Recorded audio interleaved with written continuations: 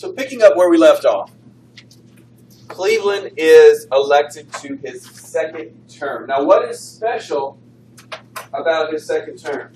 Gavin, tell me about his second term. What is different about Grover Cleveland than any other president before him or since? He's not like consecutive. That's right. He wins 2 terms, but they are not consecutive. What does not consecutive mean? They are not back-to-back. Okay? He's the 24th and 26th president. Now, he comes into office, and as soon as he comes into office, he is faced with a major problem. A lot of the things that have been done in the last 20 years are leading ourselves to another economic panic. Now, an economic panic, remember, is kind of like a recession. Well, it is a recession. They just didn't call it recession. So they don't call it depression. And the way we've gotten here is through a lot of misguided government's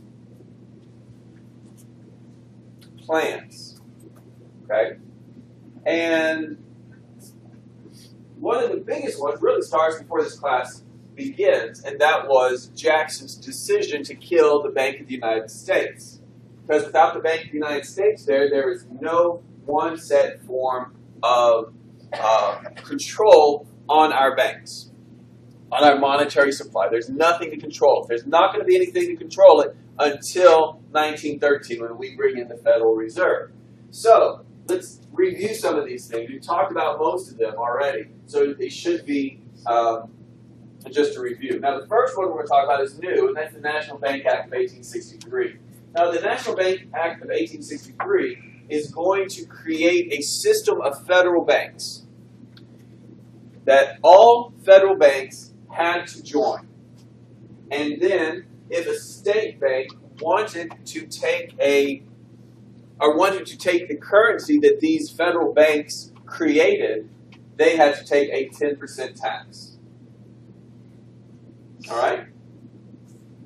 So the problem here is that in addition to this 10% tax in the National Bank Act, or to be a national bank, is that the National Bank Act required federal banks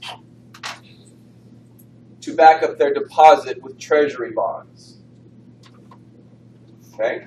Historically, what do we back up our money with? If I say I am going to issue $100 worth of gold, and I'm going to give you a $100 gold certificate, Jordan, what must there be? There must be in my bank what?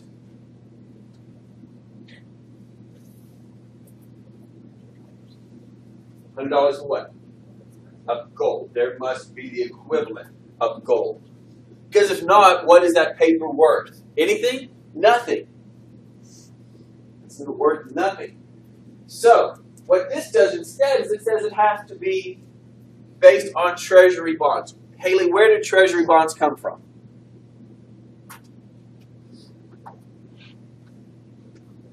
Who knows? Where did treasury bonds come from?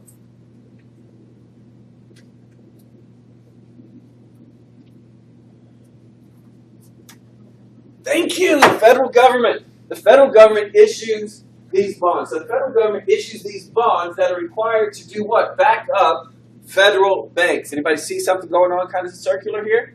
Okay. What the government is saying, you have to use our bonds to back up your money. But you're going to use our bonds, which are paper, to back up your paper. That cause you any concern? It should. What? There's no gold. There's nothing. If I say I'm going to issue $100,000 of bonds because this piece of paper, I say, is worth $100,000. Woohoo! Is that worth anything? No, but guess what? Now I'm the federal government and I say it. Now what? Can we just, not the scheme, though? We gave you power. We just stop. And do what? Anarchy. And the end result would be, we tried that. Called the Civil War. How that ended up for the South.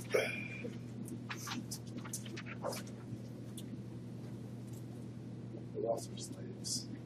South lost. All right. So the problem here is that this is inactive. And if the price of the treasury bonds goes up, what happens?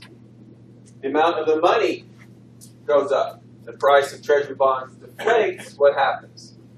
The price of the treasury goes down. The price of the money goes down. The value of the money goes down. Now, in addition, we talked about the Coinage Act of 1873, which does what? What's the standard? It takes silver off the market. Gold is the only thing allowed to be used for currency.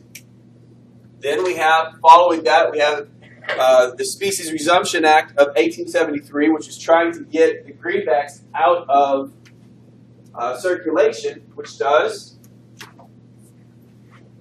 a 1-to-1 ratio for greenbacks. So $1 of gold equals $1 of greenbacks. What is that going to do to the monetary supply? What is happening?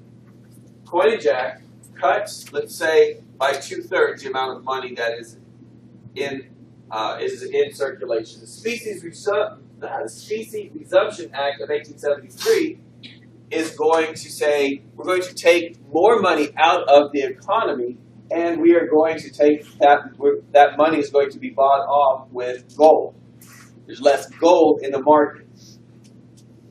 Then the Bland-Allison Act of 1878 and the Sherman Silver Purchase Act of 1890 are going to return us to bimetallism. We're going to bring silver back into the market. Now, because the economy was starting to improve, we did not bring in, or we did not buy as much silver as those acts told us to. Because we realized buying $4 million worth of silver every month and coining it and putting it into the economy would do what? Would make our money worth less. Then, in 1890, the McKinley Tariff is going to raise the rate on goods imported to the nation. It's going to raise it to 48.4%. But what happened is the rate was raised, but revenue that actually came in fell. What does that tell you? If we raise the rate on something that is being imported to make more money, but the actual amount of money we brought in declines, what does that tell you about individual people? What are they doing? They're not buying. They're saying, we are done. It's not worth it. At what point does that item that you might want not worth it? So, like one of the things my kids are looking at, my older boys, is the Oculus Rift, which is a 3D virtual reality thing. Don't get it. It's really a 3D talk. Don't get it. Did you hear what I said? It's like, Did you hear what I said? sorry.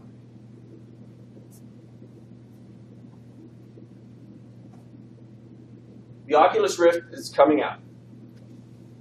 Originally, it was going to be about $300. Now it is $599, and my kids were like, "I don't think so." Even at $399, they're like, "I don't think so." That's too much, and that's what happens here. The people say that's too much. We can live without that new dress from France. We can live without that new steel for this building. We're not going to buy it. And if people stop buying things, what happens? If they stop buying things, what happens to the economy? It goes down. Now, to make matters worse, what little gold we have in the market is going to be depleted because the London stock market fails in 1893. Now, because we had an agreement with other nations that when we sell stock to European or foreign nations, they would pay in gold. That gold would be set aside into a special fund and kept there. Because what happens is when they want their money back, they want gold back. Why? Because gold is the international monetary unit. Doesn't matter if it says United States, British Crown, what have you. 99% pure gold is 99% pure gold, wherever, correct? Yes? Yes. Okay? So what little gold we have on the market, or in the market that is currently being used and has not been taken by any other entity, has been set aside, not to be touched. What happens is when the London stock market fails, anybody who had invested in the United States that needed money to pay off their debts in England is going to sell off their stock in the United States. And when they do, what do we convert their stocks into? Gold. So therefore, that gold hoard that we have, that is our protection, is dwindling and it disappears. Okay? So people already aren't buying things. There's not as much gold in the market as there used to be. And now, the London stock market collapses. So we're losing it. We're losing more. The largest railroad at the time, the Reading Railroad, is going to go bankrupt. You guys always thought those names of Monopoly were just some names that people made up. No, those were real companies that existed at one time. The Reading Railroad goes belly up. With it, it takes 75 other railroads. 600 banks collapse. Those 600 banks take with them 15,000 businesses. What's the unemployment rate right now? It's kind of interesting. The government likes to play with numbers. If you look at what they did this past week, is they announced that there is a first-time jobless rate, unemployment rate of 4%. Well, when I was in college, my professor said 6% unemployment, but it meant everybody who wanted a job had one. So that's great. 4%, we're doing fantastic. But what was the qualifier at the very beginning, what I said? First time. That means if you just lost your job and you're looking for a job, they're going to report you. However, if next month you give up and say, I'm not going to look for a job anymore, they don't count you. In some areas, it's 10 to 15% of unemployment. So 24% employment is pretty bad. It's pretty bad. Now Cleveland is going to try to stop this panic. He calls Congress into special session and he gets the Sherman Silver Purchase Act repealed.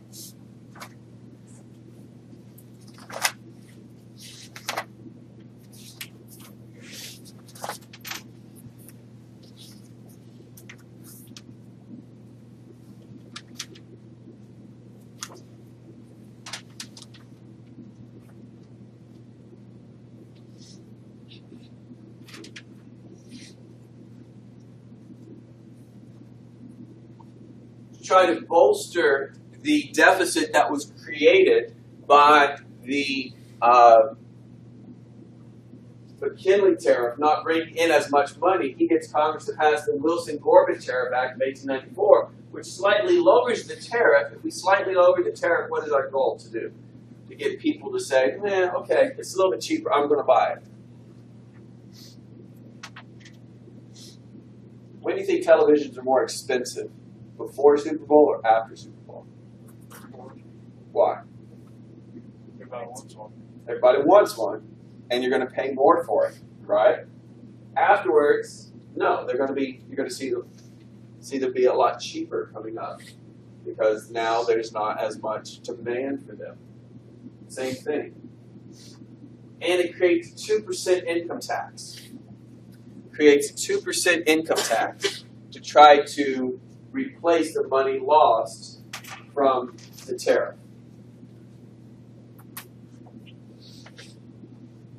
Now, 2% on what? 2% on the highest incomes. of people who made over $4,000 a year. Equivalent today of about $88,000. What is it right now? What is the highest income bracket right now? It's 32%. That's federal. If you live in a state that has income tax, state income tax could be higher.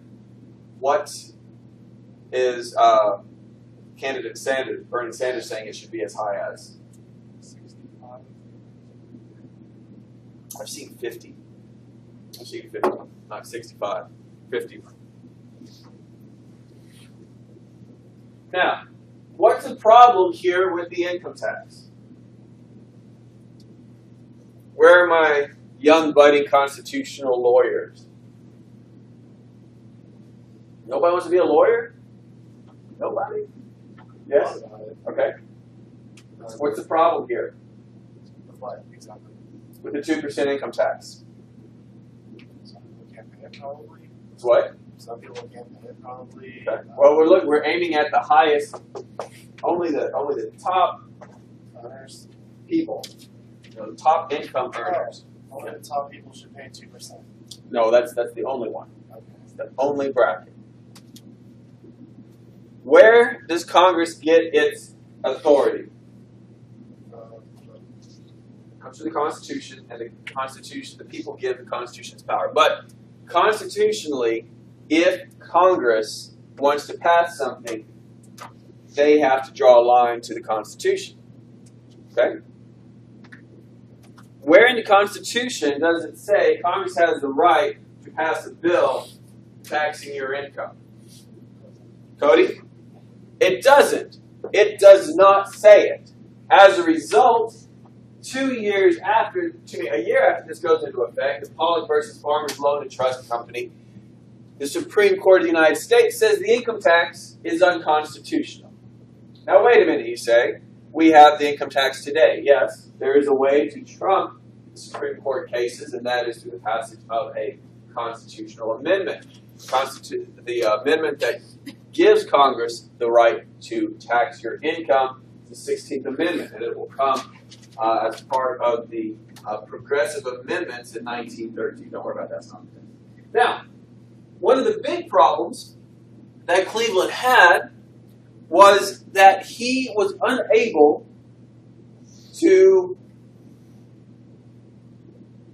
stop the flood of gold out of the market.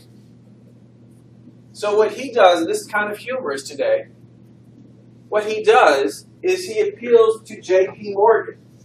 Okay, ever heard of J.P. Morgan Bank? Yes. J.P. Morgan, the actual man, he appeals to. And he says, hey, I need a loan. The President of the United States goes to a private individual and says the United States of America needs a loan.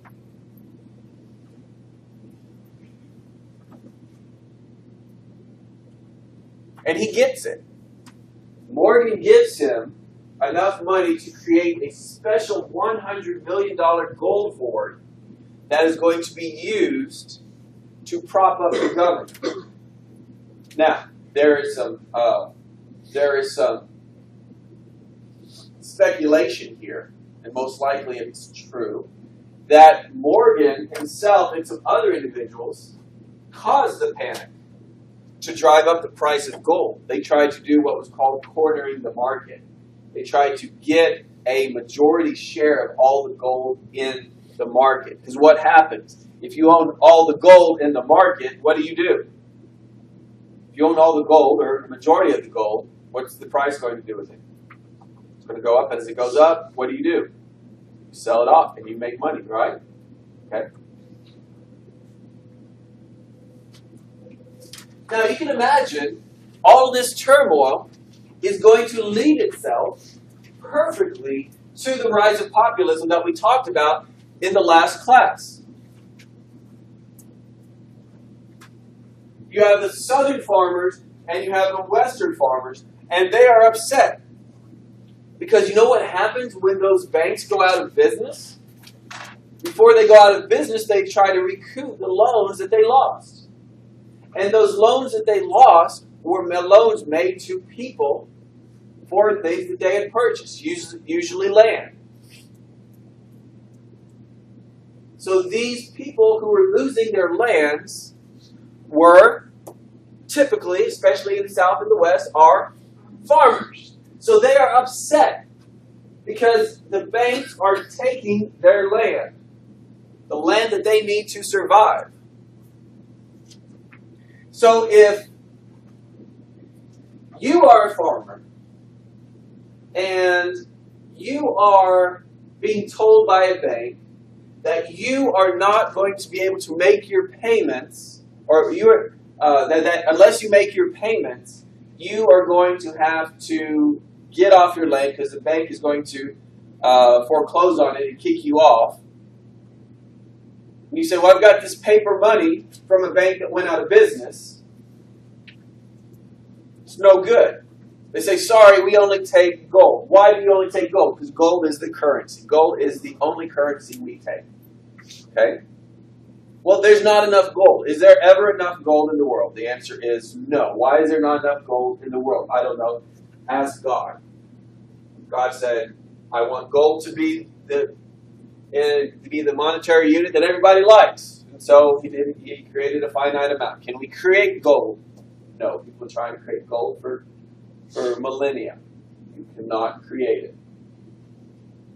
However, they say, you know what? It wasn't that long ago, 20 years ago, that silver was allowed.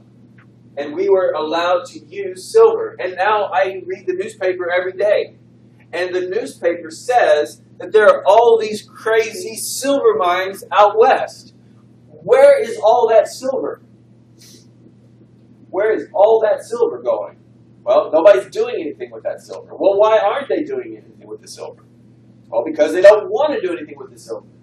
Well, I disagree. That silver should be minted and dumped into the economy without any regards to anything that occurs. This is called free silver. Why? Because it is the free and unlimited coinage of silver. Does that mean you're going to actually get the silver for free?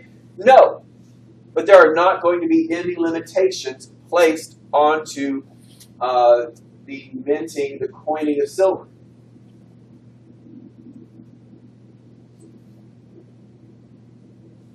How many of you guys would love it if we just all just set up a mint in this room and started printing $100 bills? It'd be awesome. You could take as many as you wanted, right?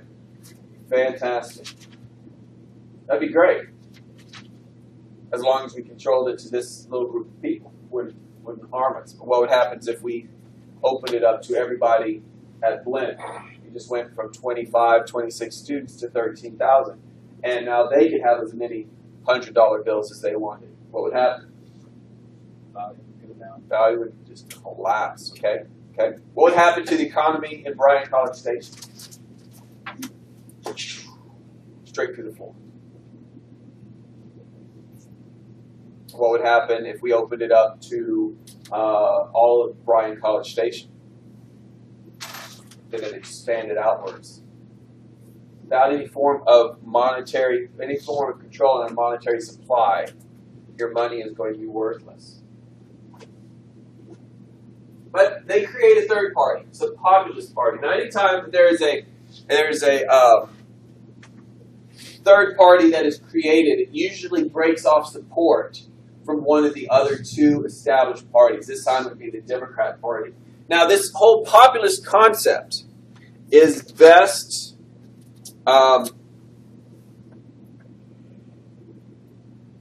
exemplified by a man by the name of Jacob Coxey. Jacob Coxey is a populist. He wants the government to get into the business of creating jobs for the people. It's one of the things, this is one of the reasons I don't watch presidential debates, Republican or Democrat, because typically what will happen is somebody will say, what is your job? What is it your goal to create jobs for the American people? That's not the president's job. Look at the Constitution. What does it say? It says he's in charge of making sure all laws are passed by Congress. All laws passed by Congress are dutifully enforced. That's it. He's not the chief job creator. No. That's absurd. I throw things at the TV. So Jacob Coxey here. And remember, Cleveland is the same guy that vetoed the Texas seed bill. Why? What was the reason? Texas has gone through a drought and didn't have the seeds they needed to plant more cotton. Congress tried to pass a $10,000 loan to allow them to buy cotton. And he vetoed it. Why? What did he say? It's not the government's job. It's not the federal government's job to take care of people. So we don't want to get into that process. Because if we get into that process, people are going to rely on what? Rely on the government and not going to rely on themselves. If you give a man a fish, he'll what? Eat for a day. Teach a man to fish, he'll eat for life, right? It's the same thing. So Jacob Coxey is going to create what is known as the Commonweal of Christ, and they're going to lead a nationwide movement for this effort to try to get people, get the government to create jobs for people. At its highest, it is going to have 6,000 members. They're going to march on Washington, D.C., and they camp out, in this picture, in Washington, D.C., on the mall. Malls between is the green space that runs from the Capitol down to the Washington Monument, down to the Lincoln Memorial that splits off to the White House and to the Jefferson Memorial. So, how does this look? How does this look if you are Cleveland? Does this look good? You have these people who are camping out outside of your house, outside the White House. Does not look good. It's going to happen again when we get to the Great Depression. But what happens is eventually Coxey is arrested for walking on the grass at the Capitol. And because of that, everybody scatters because they're scared they're going to get arrested too. And this whole movement for Coxey's army disappears. However, you can see the threat that especially the Democrats fear in populism.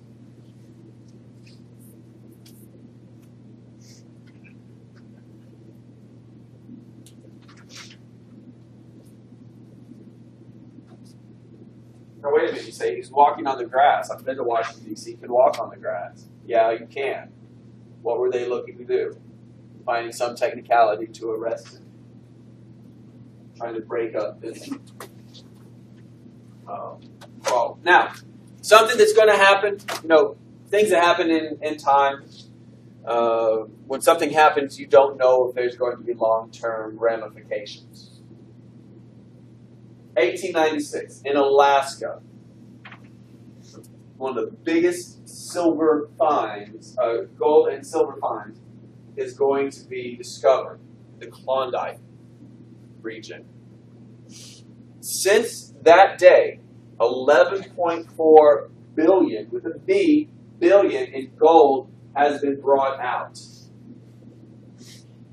Now, in 2016, we can say this kills the free silver issue because enough gold is going to be brought out that it is not going to be an issue anymore. But in 1896, they don't know that. 1896, it's still a major issue. 11.4 billion with a B.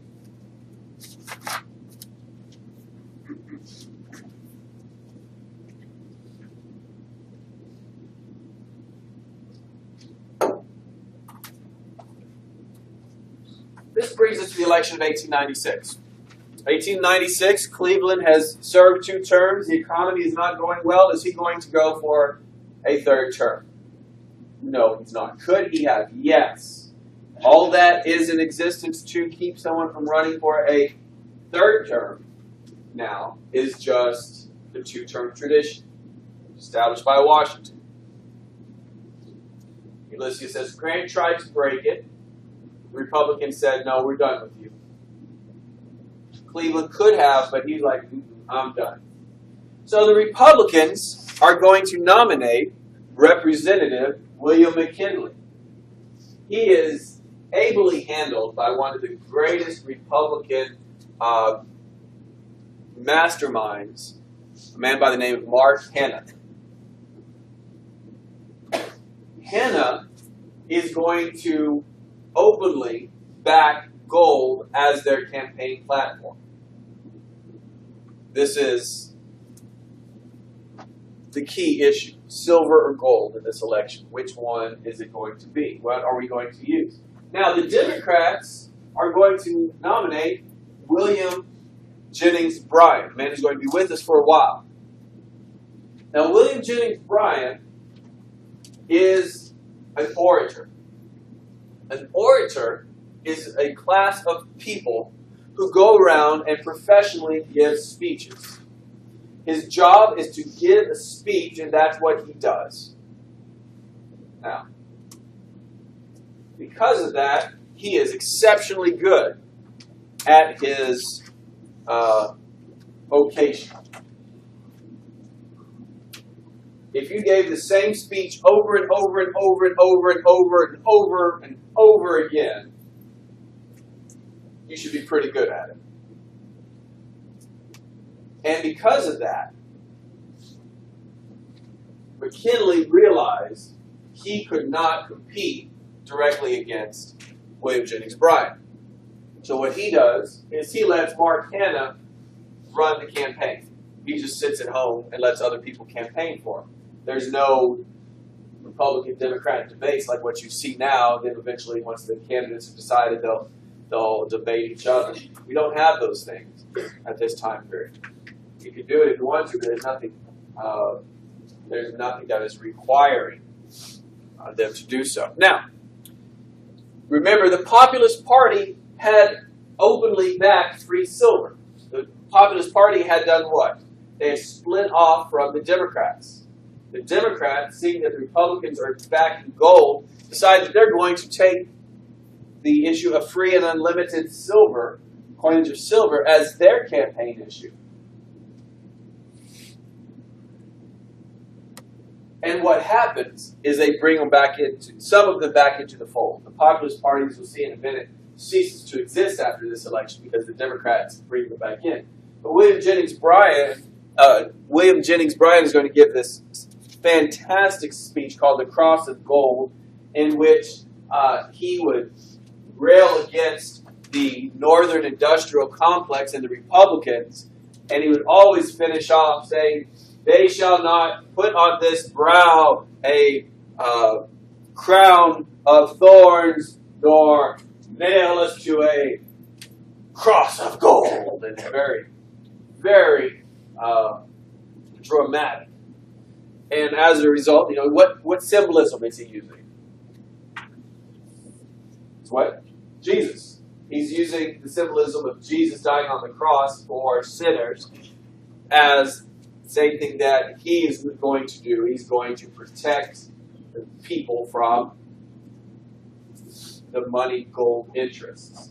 Okay? How successful are they? Well, it doesn't really matter.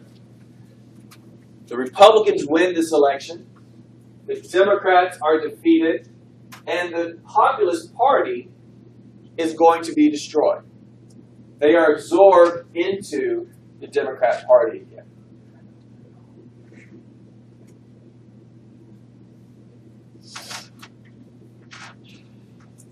All right, pick up your pen. Draw a line. Say, exam ends here. That's where the exam ends.